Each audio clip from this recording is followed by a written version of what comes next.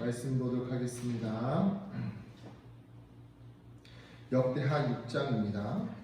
역대하 6장 1절부터 11절까지입니다. 역대하 6장 1절부터 11절까지 다 같이 한번 읽어보도록 하겠습니다.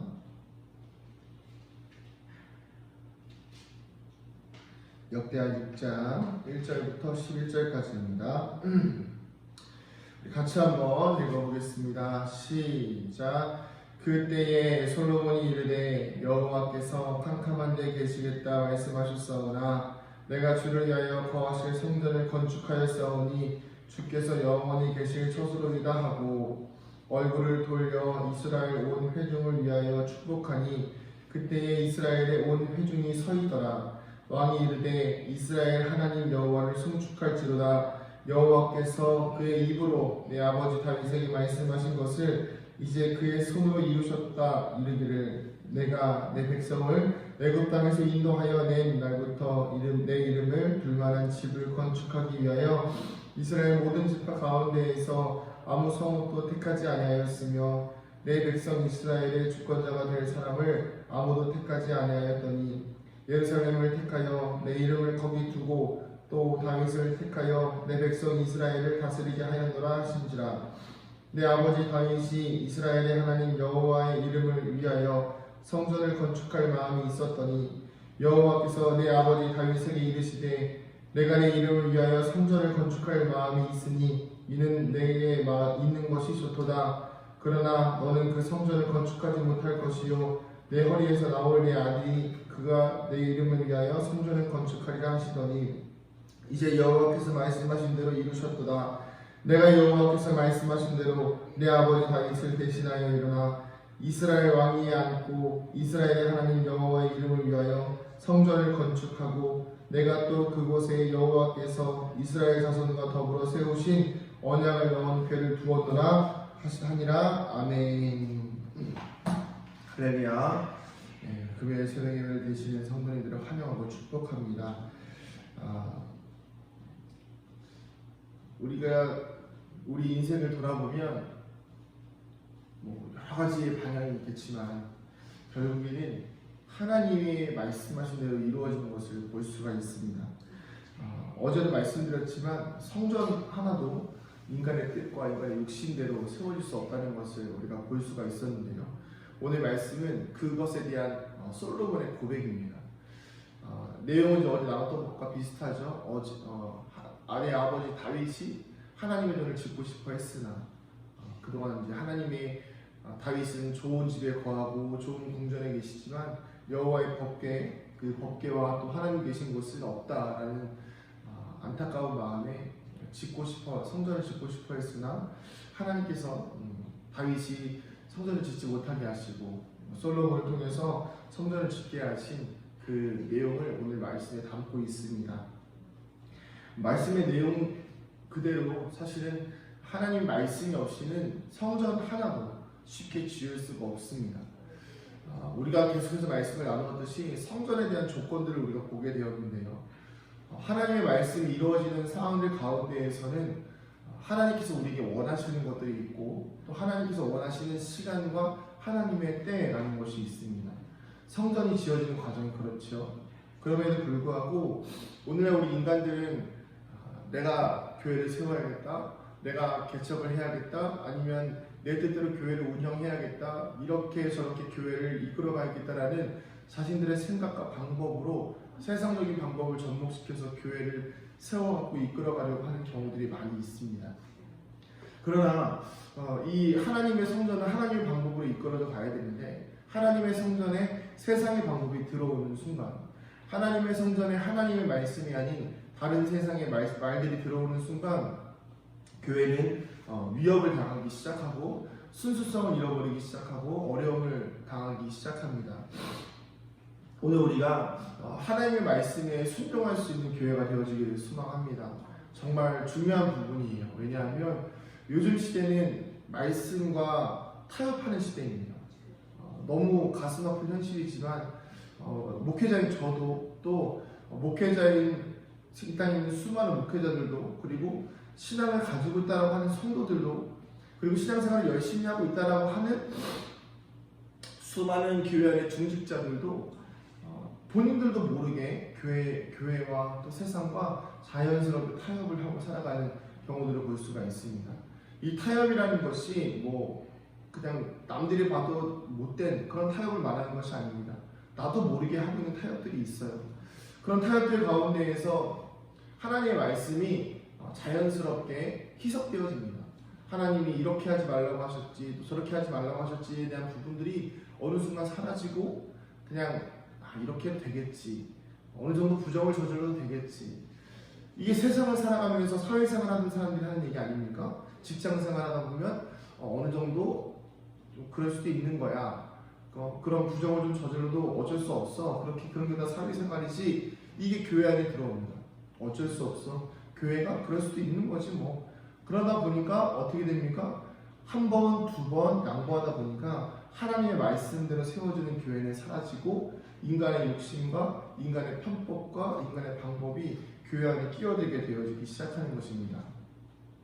이것이 바로 오늘 말씀이 우리에게 주는 메시지인 것 같습니다. 하나님은 성전을 짓기 위한 기회조차도 하나님의 말씀대로 이루어 가시는 분이십니다. 하나님의 말씀이 아니면 그 어떤 것도 이루어질 수 없다는 것을 우리가 볼 수가 있는 장면이네요. 하나님은 성전이 많이 세워지는 것을 원치 않으셨던 것 같습니다. 제 느낌에는요. 하나님은 성전이 많이 세워지는 것, 그런 것을 원하셨던 것이 아니라 하나의 성전을 세우더라도 정말 하나님을 위한 성전을 세우기를 원하셨던 것 같습니다. 우리 은각교회가 하나님을 위한 성전이 되어지기를 소망합니다. 이 교회는요, 우리를 위한 교회가 아니에요. 우리 성도님들과도 한번 나눠보고 싶었던 이야기 중에 하나가 뭐였냐면, 힘들게 교회를 지켜보셨잖아요. 그리고 저도 이 교회에 이제 구성원수 같이 교회를 세워 나가고 있는데, 이 교회가 하나님의 교회라는 사명 때문에 우리가 이 교회를 지키고 있는 것인지, 아니면 내가 과거에 오랜 시간 동안 신앙생활을 해왔고 나의 어떤 노력과 수고와 추억들이 담겨 있어서 이 성전을 지키려고 하는 것인지, 우리가 좀 분명히 돌아가야 될 필요가 있습니다. 정말 만약에 하나님께서 우리 교회를 허물라고 하시면 우리는 하나님께로 순종해서 허물어야 돼요. 왜요? 하나님이 원하시는 것이 그 말씀이기 때문이죠. 교회의 건물에 너무 집착하다 보면 교회의 본질을 잃어버리게 됩니다. 우리가 착각하고 있다는 말씀들이 바로 이런 거예요.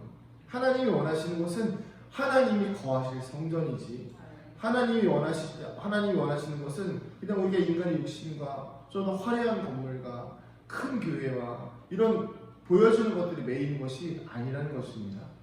오늘 우리가 하나님께서 성전을 짓기를 원하셨던 이유를 다시 한번 우리 마음에 좀 새기기를 소망합니다. 하나님은 우리를 위한 성전이 아니라 하나님을 위한 성전을 찾고 계셨던 거예요. 제가 어제 운전하고 돌아오는 길에, 잠깐 나갔다가 돌아오는 길에 문득 그런 생각이 들었어요. 큰 교회가 뭘까? 큰 교회가 뭘까? 작은 교회는 또 뭘까? 이 생각이 좀 들었어요. 근데 우리가 보통 큰 교회라고 생각하면 하나님의 축복을 많이 받는 교회라고 생각합니다. 그래서 그 큰 교회를 보면 정말로 건물이 커요. 건물 정말 크고 성도들도 많고 건물도 화려하고 세상적으로 봐도 야, 저 교회는 뭐 대단하다 싶을 정도로 큰 교회가 진짜 큰 교회라고 생각합니다. 그럼 작은 교회는 무슨 교회일까요? 작은 교회는 그냥 작은 교회. 말 그대로 성도들도 적고 교회도 어디 있는지도 모르고 십자가가 어디 달려있는지도 모르고 목사님은 맨날 빌빌거리고, 이게 바로 작은 교회라고 생각해요. 근데 문득 그런 생각을 하다 보니까요, 제 기준이 하나님의 말씀 기준이 아닙니다. 세상적인 기준인 거죠. 그래서 다시 한번 고민해봤습니다. 정말 큰 교회는 뭘까? 하나님이 원하시는, 하나님이 기뻐하시는 정말 큰 교회, 하나님 기뻐하시는 말씀 가운데 서 있는 교회가 무엇일까? 문득 소돔과 고모라가 생각이 났어요. 하나님이 그 성을 멸망시키기 전에 의인이 10명만 있어도 멸망시키지 않겠다고 했었던 그 모습. 수만 명이 살고 있던 그 땅 가운데 의인이 10명이 없어서 멸망하는 그 땅을 보면서 정말 큰 교회는 인간의 교회를 다니는 성도들의 숫자가 중요한 것이 아니라 그 안에 정말 하나님을 신실하게 섬기는 자들이 몇이나 되는가가 정말 큰 교회라고 생각합니다. 우리 은강교회 이제 20명 남짓한 성도님들이 계신데, 저는 우리 은강교회 큰 교회가 되는 건 어렵지 않다고 생각합니다. 우리 교회에 나오는 모든 성도님들 한 분 한 분이 하나님을 기뻐하시는 사람이 되시면 저는 그 교회가 큰 교회라고 생각합니다. 더 이상 의미가 없다고 생각해요. 더 이상 숫자의 의미가 없습니다. 왜 그렇죠? 이 땅에 수많은 교회를 봐도요, 그 안에서 의인을 찾기가 힘듭니다. 수많은 교회들을 수만 명이 다니는 교회들을 봐도요, 그 안에서 참 그리스도인, 욕심이 없는 그리스도인을 찾기가 쉽지 않습니다. 제가 요즘에 포기하고 있는 것이 무엇이냐면 바로 영적 이기주의라는 것입니다. 영적 이기주의. 교회가 영적 이기주의를 부리고 있어요. 어떤 것이냐면 나만 아니면 돼. 우리 교회만 아니면 돼. 다른 데는 막 다 무너져 가고요. 다른 교회는 다 쓰러져 가고요. 다른 교회는 수에 익어가지고 막 물에 다 잠겨 있고, 다른 교회는 다 막 무너져 가고 어려워하고 있는데, 그래, 이 어려운 가운데에서도 우리 교회 지켜주시니 감사합니다. 물론 감사한 일이지만 너무 영적인 이기주의가 강하지 않나라는 생각을 해봅니다. 다른 교회는 다 쓰러져. 거기는 하나님의 교회가 아닙니까? 거기는 하나님의 성전이 아닌가요? 그런데 우리는 너무 영적인 이기주의에 빠져 있습니다. 그래서 나만 아니면 돼. 나만 아니면 돼가 우리 교회 안에 들어와 있고, 그것이 근데 더 중요한 건 무엇이냐면 모른다는 거예요. 나도 모르는 사이에 그게 당연해 버리는 거예요. 다른 사람들 고난받고 있는데 주님 그 고난 가운데에서도 나는 지켜주시니 감사합니다. 물론 감사할 일이지만 그 고난받는 사람들을 위해서 눈물을 흘리지 않고 고난받는 사람들을 위해서 사랑을 베풀지 않으면 그것이 영적 이기주의라는 것입니다. 선택되었다라는 그 기준 하나만으로도 하나님이 주신 마음을 잃어버리는 것, 이것이 영적 이기주의가 아닐까요? 말씀을 정리하겠습니다. 오늘 하나님의 말씀대로 성전을 짓는 솔로몬의 모습을 볼 수가 있습니다. 우리는요, 우리의 교회는 하나님의 말씀대로 세워져 가야 합니다. 하나님의 말씀이 무엇입니까? 영적 이기주의를 버려야 됩니다. 하나님을 사랑하고 이웃을 사랑할 수 있어야 됩니다.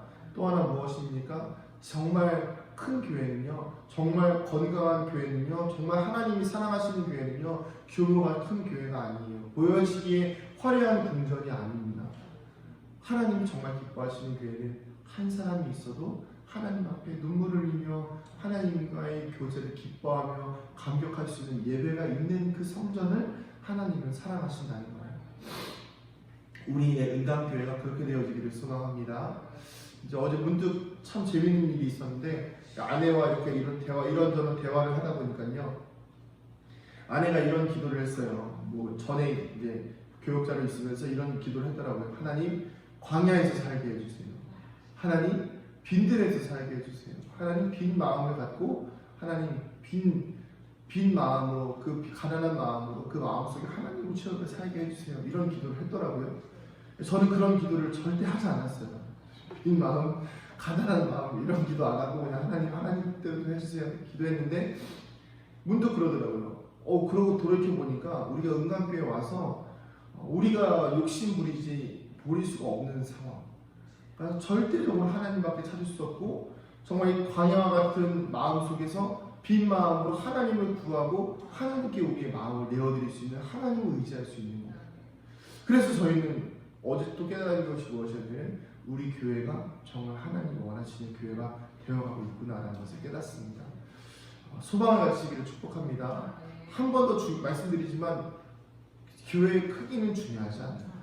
우리가 얼마나 하나님께서 기뻐하시는 예를 드리고 있느냐, 하나님께서 얼마나 기뻐하시는 성전이 되어가고 있느냐, 이것이 우리의 성전, 하나님의 말씀이 이루어지기 위한 성전의 중요성입니다. 이제 내일 모레면 주일이에요. 미리 말씀드리자면 주일 설교의 어떤 주제가 감사의 이유에 대해서 제가 좀 말씀을 전하려고 합니다.